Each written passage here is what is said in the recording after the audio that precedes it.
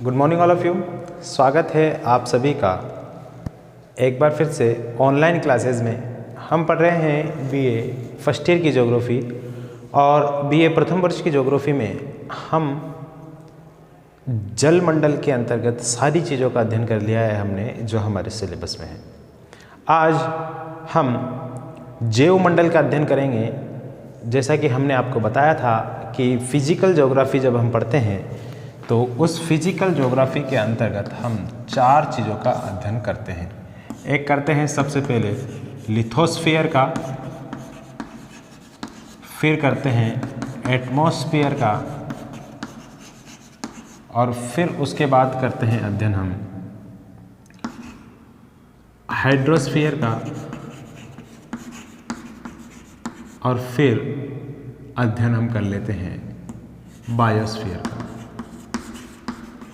तो हमने लिथोस्फीयर यानी कि स्थलमंडल, एटमॉस्फेयर यानी कि जल वायुमंडल और हाइड्रोस्फीयर यानी कि जल मंडल का अध्ययन कर लिया है। बायोस्फीयर का आज की इस कक्षा में हम अध्ययन करेंगे। ठीक है, जिसको पुरानी वीडियो नहीं मिली है वो पुरानी वीडियो में चले जाएंगे, प्लेलिस्ट में जा कर के देख लेंगे, वहाँ से आपको सारी वीडियो मिल जाएगी। BA first year, second year, final year और एमए फाइनल ईयर की ज्योग्राफी से संबंधित सभी वीडियो आपको प्लेलिस्ट में मिल जाएगी, आप जा कर के देख सकते हैं। ठीक है, तो आज की इस कक्षा में हम बायोस्फीयर का अध्ययन करेंगे यानी कि जैव मंडल का।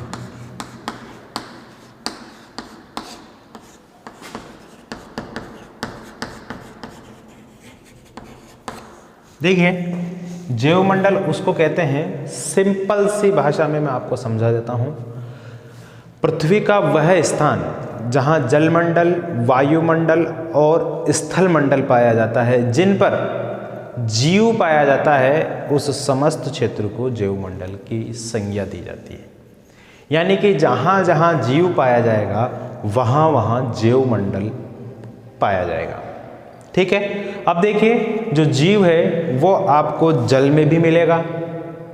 बहुत सारे जीव है, विश्व का सबसे बड़ा पाया जाने वाला जीव जल में ही पाया जाता है।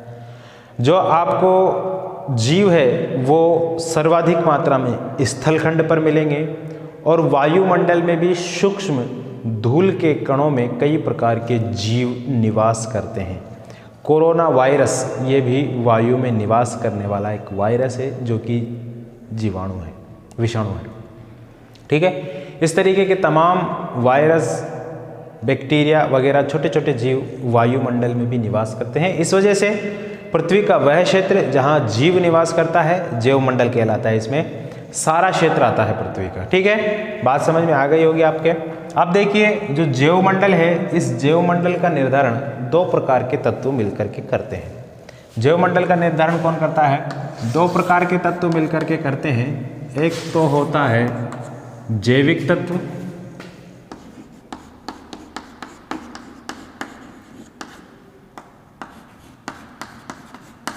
और एक होता है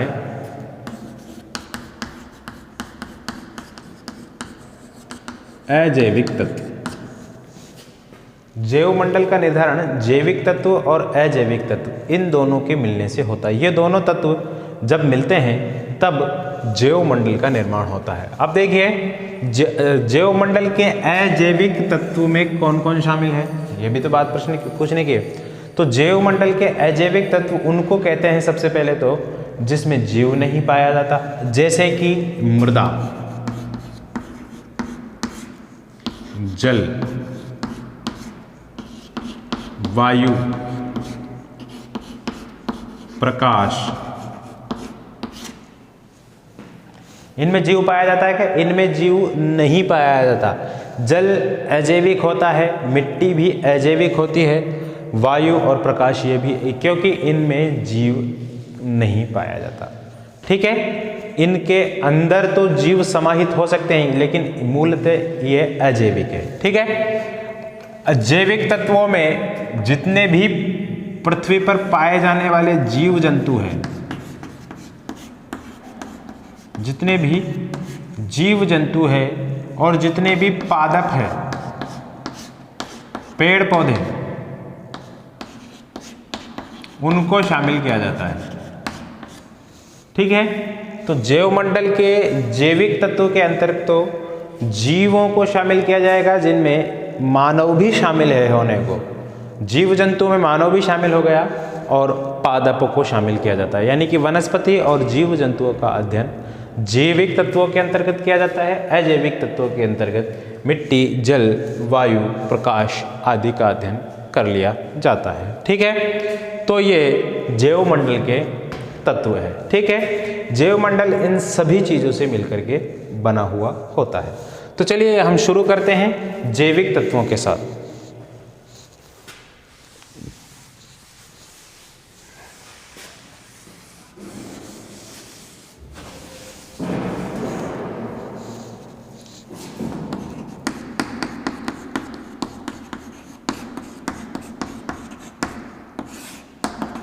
जैविक तत्वों में आप लिखिए पृथ्वी के वे स्थान, पृथ्वी पर पाए जाने वाले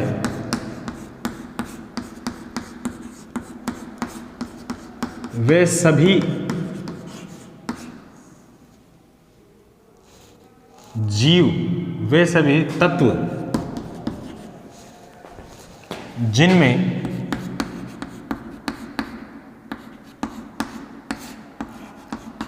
जीवन पाया जाता है,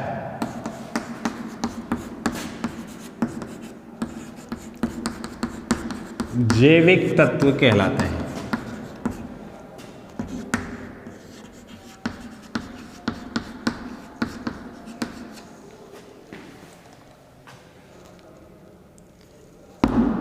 ये स्थल मंडल,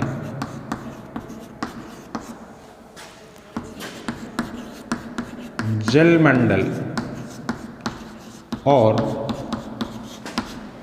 वायुमंडल सभी स्थानों पर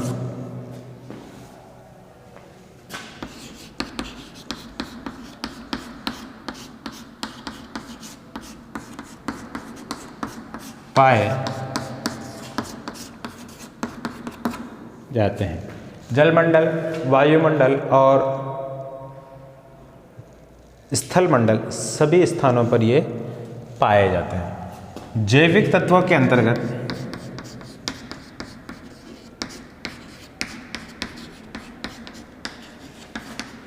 जैविक तत्वों के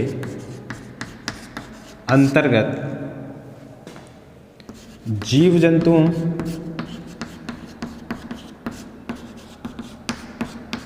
और पादपों को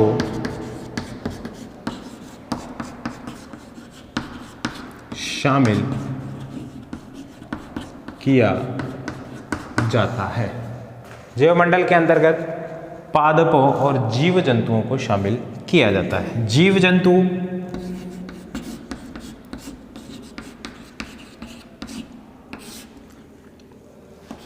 ये पृथ्वी के स्थल मंडल,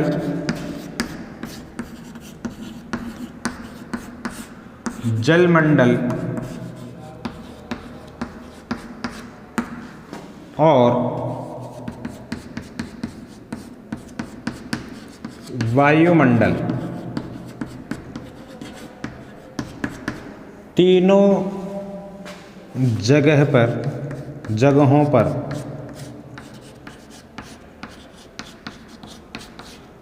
पाए जाते हैं। जीव जंतुओं में चरने वाले, उड़ने वाले, तैरने वाले,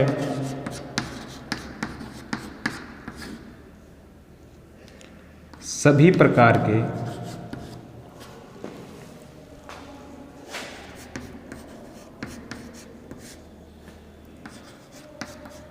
जीवों को शामिल किया जाता है। सभी प्रकार के जीवों को इसमें शामिल किया जाता है, चाहे वो तैरने वाले हो, चाहे उड़ने वाले हो, चाहे वो कैसे भी हो। ठीक है, तो जैविक तत्वों के अंतर्गत पृथ्वी तल पर पाए जाने वाले उन सभी तत्वों का अध्ययन किया जाता है जिनमें जीवन की उत्पत्ति पाई जाती है, जिनमें जीवन पाया जाता है। ये स्थल मंडल, जलमंडल और वायुमंडल सभी जगहों पर पाए जाते हैं। बहुत आसान भाषा में मैं आपको लिखा रहा हूँ, किताब की लैंग्वेज इससे बिल्कुल आपको डिफरेंट मिलेगी। बहुत आसान भाषा में मैं आपको लिखाने की कोशिश कर रहा हूँ। जैविक तत्वों के अंतर्गत जीव जंतुओं और पादपों को शामिल किया जाता है। जीव जंतुओं में पृथ्वी के सभी जगहों पर ये पाए जाते हैं, और जीव जंतुओं में चलने वाले, उड़ने वाले, तैरने वाले, फड़फड़ाने वाले सारे जीव जंतुओं को इसके अंतर्गत शामिल किया जाता है। अब इसके बाद हम वनस्पति लिखेंगे। वनस्पति भी दो जगह पर पाई जाती है, स्थल मंडल पर पाई जाएगी और जलमंडल पर पाई जाएगी। वायुमंडल में वनस्पति नहीं पाई जाती। ठीक है, जाहिर सी बात है, वायुमंडल में वनस्पति कैसे पाएगी भाई, नहीं पाएगी ना। अगला लिखते हैं हम वनस्पति या पादप।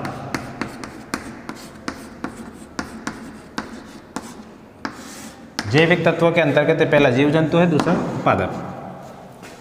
देखिए, वनस्पति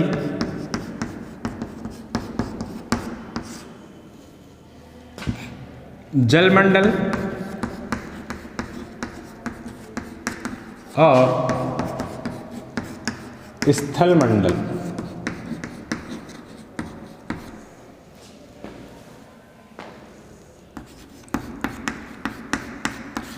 दोनों स्थानों पर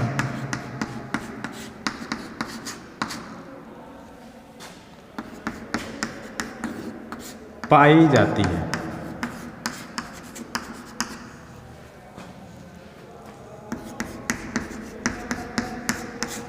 पादपों से हमें बहुमूल्य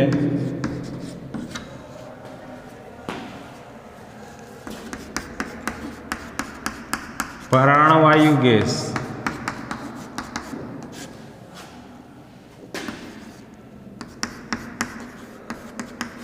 ऑक्सीजन की प्राप्ति होती है।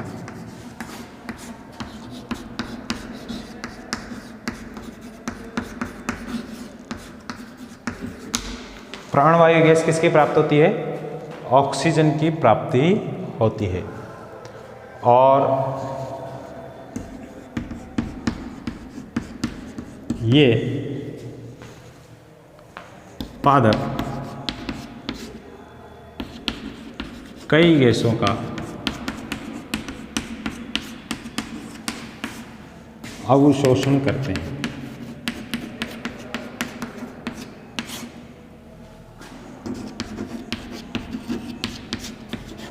अवशोषण करके संतुलन बनाए रखते हैं।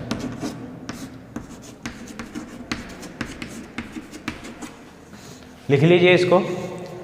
जो वनस्पति है पादप, ये जलमंडल, स्थल मंडल दोनों स्थानों पर पाई जाती है, वायुमंडल में ये नहीं पाई जाती। ठीक है, पादपों से हमें बहुमूल्य प्राणवायु गैस ऑक्सीजन की प्राप्ति होती है, और ये पादप कई गैसों का अवशोषण करके संतुलन बनाए रखने में हमारी क्या करते हैं? मदद करते हैं। ठीक है, लिख लीजिए इसको।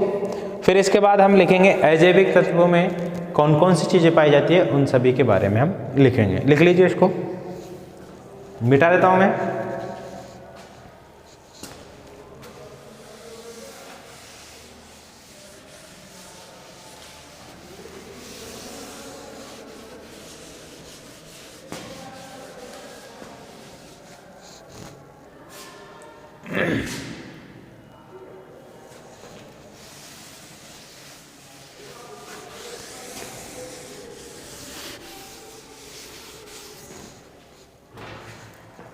लिखिए अजैविक तत्व।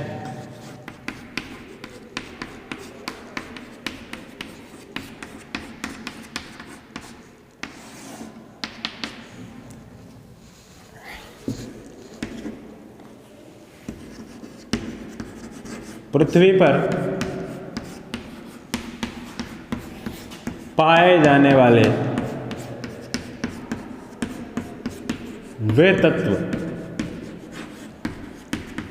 वे सभी तत्व जिनमें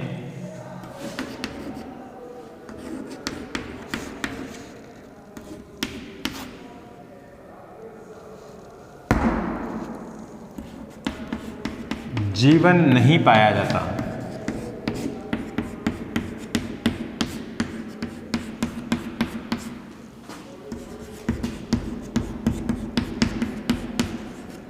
अजैविक तत्व कहलाते हैं।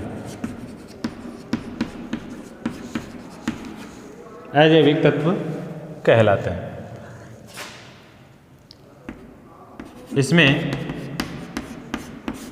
मृदा, जल, वायु,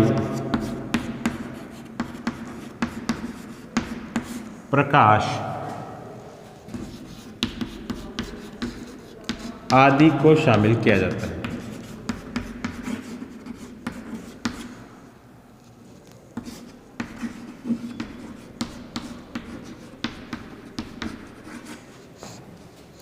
आदि को शामिल किया जाता है। पहला लिखते हैं हम मृदा, मिट्टी। अंग्रेजी में क्या कहते हैं इसको? सॉइल।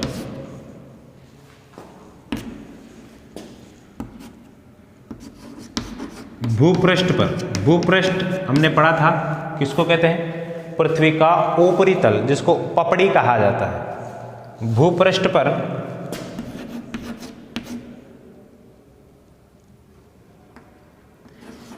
शैलों के चूर्ण से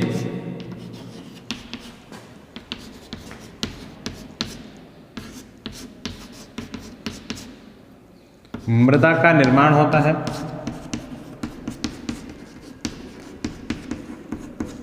मृदा का निर्माण होता है जिसमें सभी प्रकार के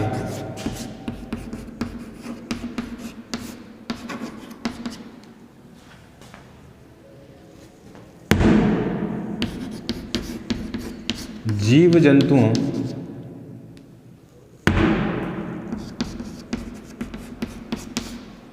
और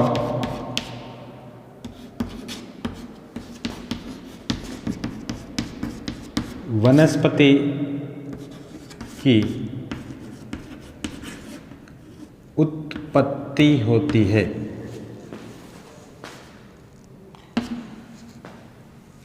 उत्पत्ति होती है।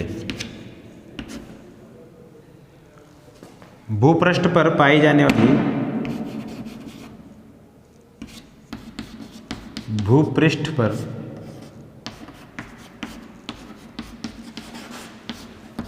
पाई जाने वाली मृदा में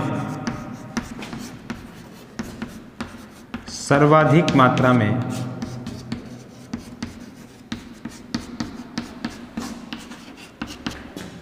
(46.71% ऑक्सीजन क्या पाया जाता है? सर्वाधिक 46.71% ऑक्सीजन पाया जाता है और 27.6% सिलिकॉन पाया जाता है। सिलिका जिसको बोलते हैं।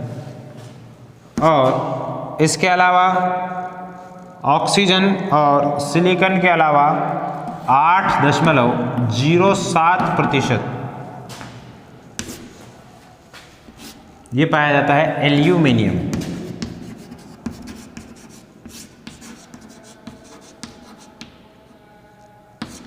और 5.07% लोहांश की मात्रा पाई जाती है।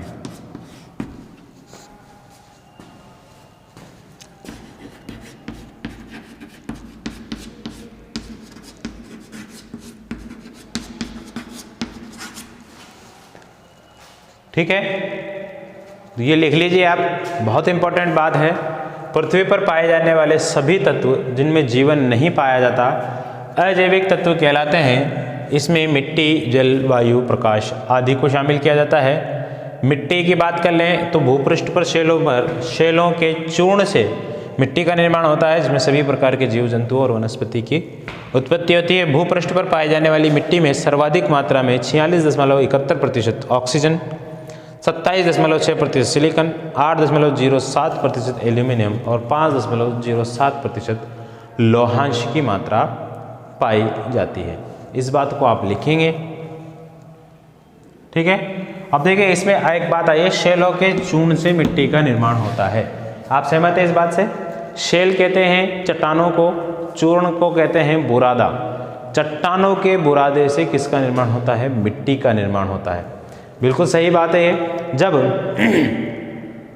चट्टानें किसी भी प्रक्रम द्वारा टूटती फूटती बिखरती रहती है तो उससे मिट्टी का निर्माण होता है, ठीक है। मिट्टी का निर्माण कैसे होता है? चट्टानों के टूटने फूटने से। मिट्टी कोई वैसे आई थोड़ी है, यहाँ पर मिट्टी बनती है भाई, ठीक है। मिट्टी बनती है और किससे बनती है? चट्टानों से। जब पत्थर आपस में रगड़ रगड़ के एक दूसरे से चूर्ण बनते जाते हैं तब मिट्टी का निर्माण होने लगता है। चलिए, ठीक है, अजैविक तत्व। इसके बाद हम लिखेंगे जल। मिटा देते हैं इसको।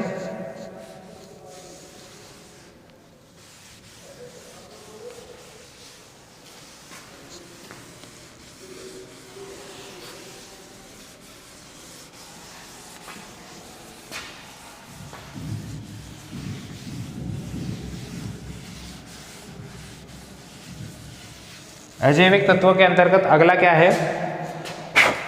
जल है।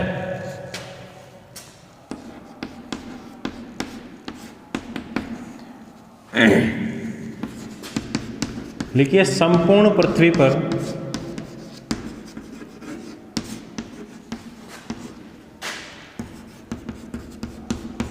सर्वाधिक मात्रा में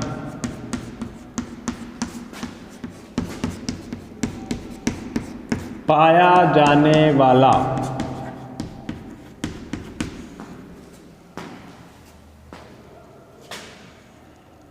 तत्व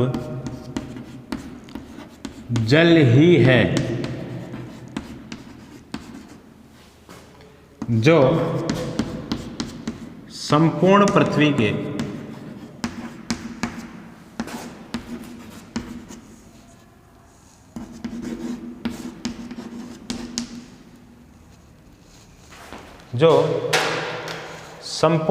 के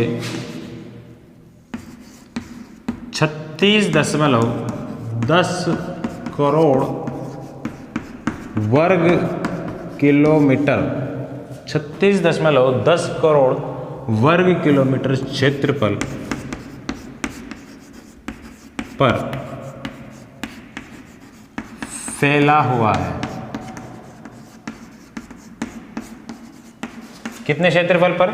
36.10 करोड़ वर्ग किलोमीटर क्षेत्रफल पर फैला हुआ कौन है? जल। तो इसकी बात होगी संपूर्ण पृथ्वी के, और पृथ्वी के 70.8% क्षेत्रफल पर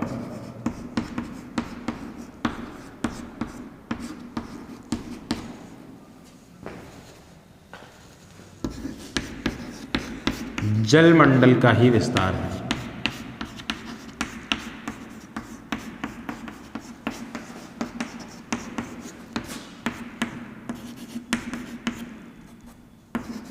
जल जीवन का आधार है।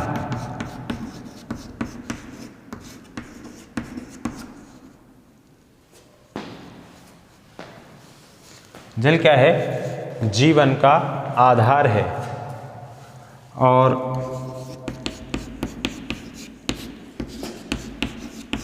जल की उपस्थिति के कारण ही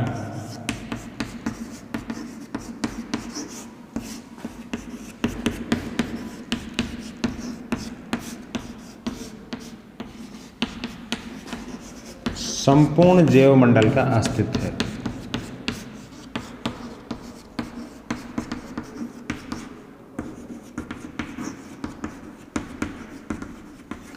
और ये जल ऐसी चीज़ है जो जलमंडल में तो पाया जाता ही है, स्थल मंडल पर भी पाया जाता है और वायुमंडल में भी पाया जाता है। वायुमंडल में जल जलवाष्प के रूप में पाया जाता है। ठीक है, तो इसको भी लिख लीजिए आप, जल को भी। हम पढ़ लिए हैं जलमंडल को और मिट्टी को। इसके बाद पढ़ेंगे हम, और क्या लिखा था हमने, वायु।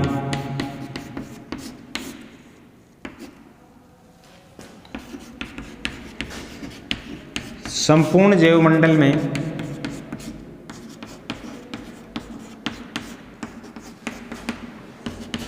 वायुमंडल का विस्तार पाया जाता है।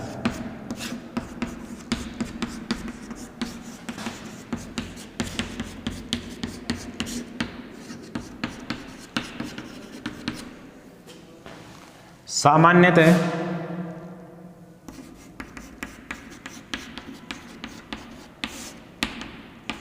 हमारे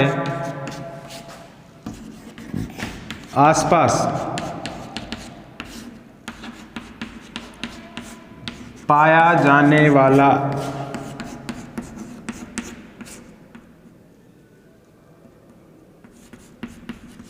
वायु का आवरण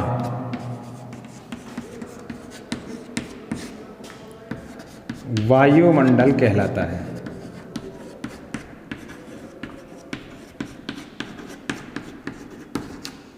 जिसमें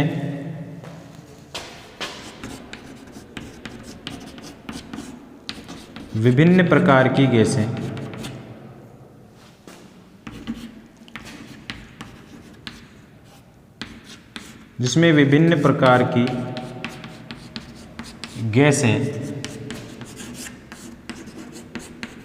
पाई जाती है।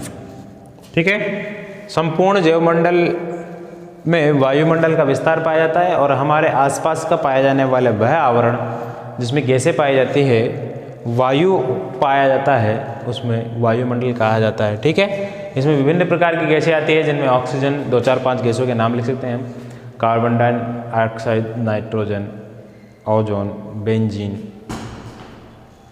बहुत सारी गैसें हैं, उनके नाम आप लिख सकते हैं। ठीक है, इसके बाद प्रकाश है, तो प्रकाश में भी आप यही लिख सकते हैं। लिखाने की जरूरत है क्या? लिखाने की जरूरत पड़ेगी इसको भी। चलिए, प्रकाश में भी लिखते हैं हम।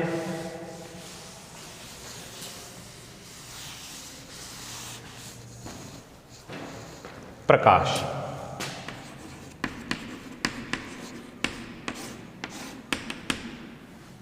संपूर्ण पृथ्वी पर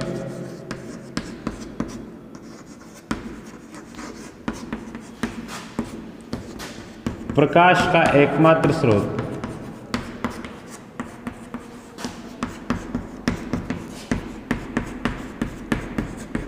सूर्य ही है।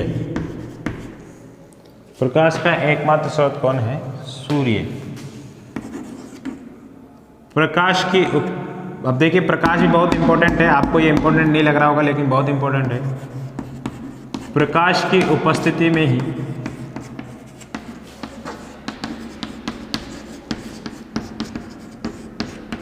संपूर्ण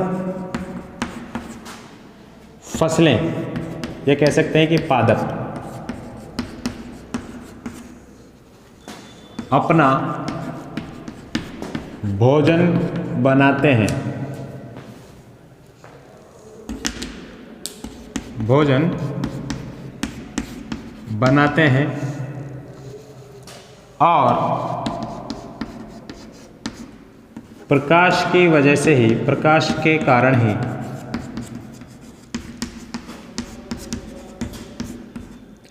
पौधों की पत्तियों का रंग